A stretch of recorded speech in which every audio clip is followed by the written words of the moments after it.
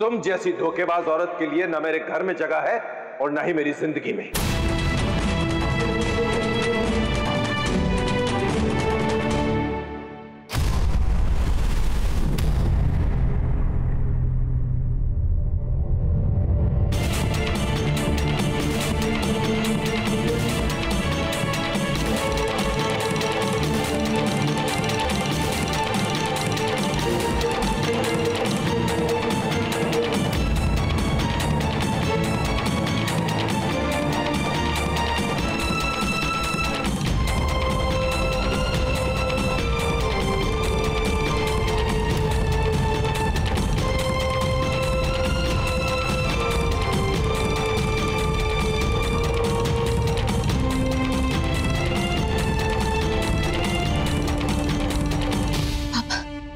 Please एक बार उनकी बात तो सुनिए।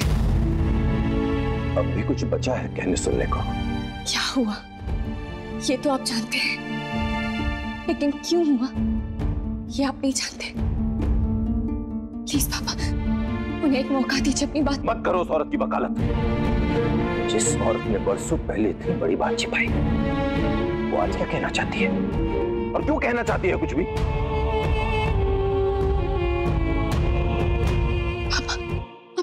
सुनिए तो। नहीं सुननी मुझे उसकी कोई भी बात।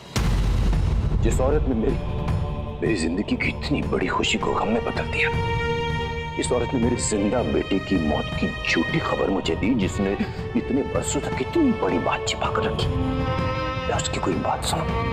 नहीं सुननी मुझे कोई भी बात उसकी। आपका गुस्सा, आपकी नाराजगी अपनी जगह जायज है, पर माँ की भी मजबूरी थी पापा, वो मजबूर थी। आप एक बार सुनिए तो सही। सुन लिया मैंने, सुन लिया। शुभम ने मुझे सब कुछ बता दिया। वो जो लेटर्स इसने अपने भाई को लिखे थे वो भी बता दिया, लेकिन कोई भी लेटर, कोई भी बात इस घटिया हरकत को जस्टिफाई नहीं कर सकती।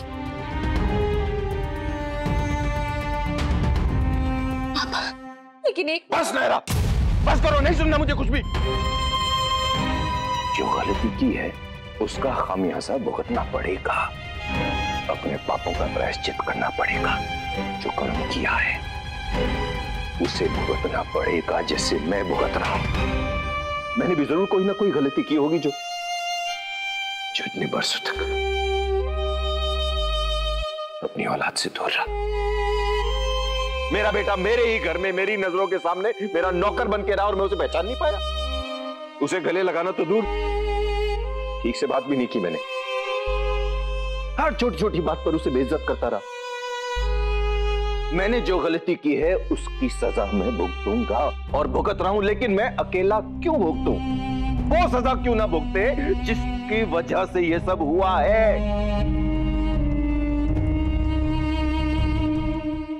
इतना तो भुगत चुकी है ये, और कितना भुगतेगी?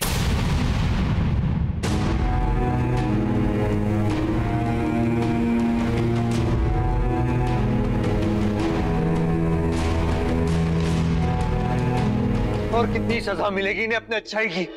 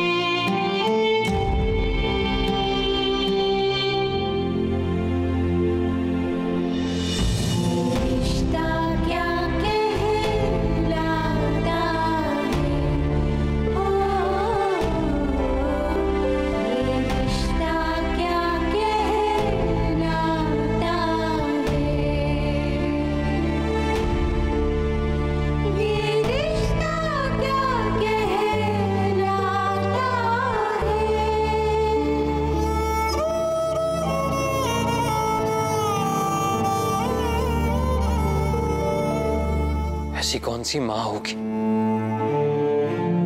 जिन्होंने अपने सौतेले बेटे के लिए अपने सगे बेटे को त्यागा होगा।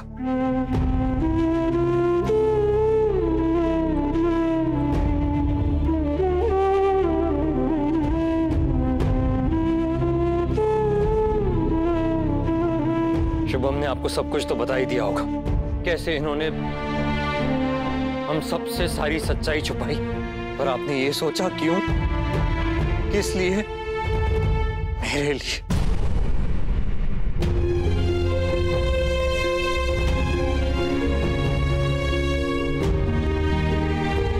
आपके लिए, इस परिवार की खुशी के लिए, आपका प्यार बट ना जाए इसलिए। हाँ, झूठ कहा इन्होंने, गलती की, पर इसी उम्मीद से कि शायद उस एक गलत से बाकी सारी चीजें सही हो जाए। एक माँ के लिए उसका बच्चा क्या होता है ये हम सब जानते हैं। कितनी मुश्किल हुई उनकी माँ को भी ये फैसला लेते हुए, अपने बच्चे को अपने आप से दूर करते हुए। फिर भी उन्होंने इतना बड़ा त्याग किया, इसके लिए हम उनका एहसान ना माने ना से, पर कम से कम उनको गुनहगार तो ना ठहराए। क्यों ना ठहराए गुनहगार? गुनहगार तो ये है, और ना सिर्फ मेरी, इन सब की। और आप आज अचानक से इतनी हमदर्दी कैसे जाग गई बड़े भैया? जिस औरत को आपने आज तक मां नहीं बुलाया, जिनसे कभी सीधे मुंह बात नहीं की, आज उनके लिए इतनी हमदर्दी। अरे खुद देखा है मैंने आप दोनों का रिश्ता, आपकी नफरत, और आज अचानक आपको ये देवी नजर आने लगी। और क्या कोई देवी किसी के साथ न्याय करने के लिए किसी दूसरे के साथ अन्याय करती है? और वो भी एक बेकसूर के साथ। बलिदान नहीं दिया है अपने, बलि दिए।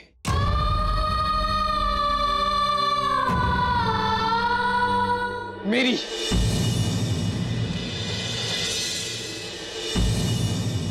तुम्हारी गुनहगार ये नहीं, मैं हूं। जो कुछ भी हुआ है सिर्फ मेरी वजह से हुआ है।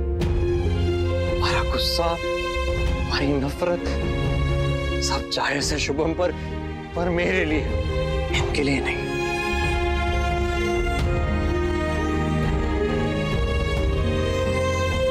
मानते हैं यार कि तुमने बहुत कुछ देखा है शुभम, पर बहुत कुछ और भी हुआ है जो तुमने नहीं देखा है। जब तुम यहाँ नहीं थे, कितनी पूजाएं की इन्होंने तुम्हारे लिए, कितने व्रत, कितने उपवास रखे हैं तुम्हारे लिए, और उन सबसे भी ज्यादा कितना तड़पी है वो तुम्हारे लिए, जो तब हम में से कोई नहीं समझ पाए, लेकिन आप समझ में आ रहा है।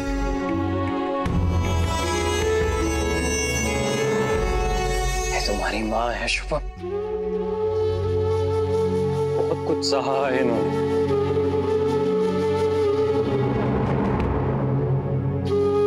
इनसे नाराज रह के और दर्द मत दो इन्हें। तुम्हारे हाथ जोड़ता हूं भाई, मत करो ऐसा। नहीं किट्टू, तुम्हें कोई जरूरत नहीं है किसी और का दोष अपने सर पे लेने की। तुमने क्या किया है, तुम्हारी कोई गलती नहीं है। तुम भी तो उस वक्त बच्चे ही थे।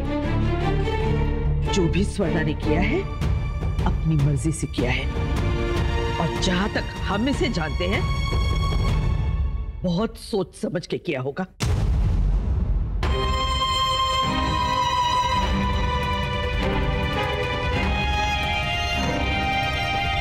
मनीष के साथ शादी भी बहुत सोच समझ के की इसने, बच्चा भी सोच समझ के पैदा किया।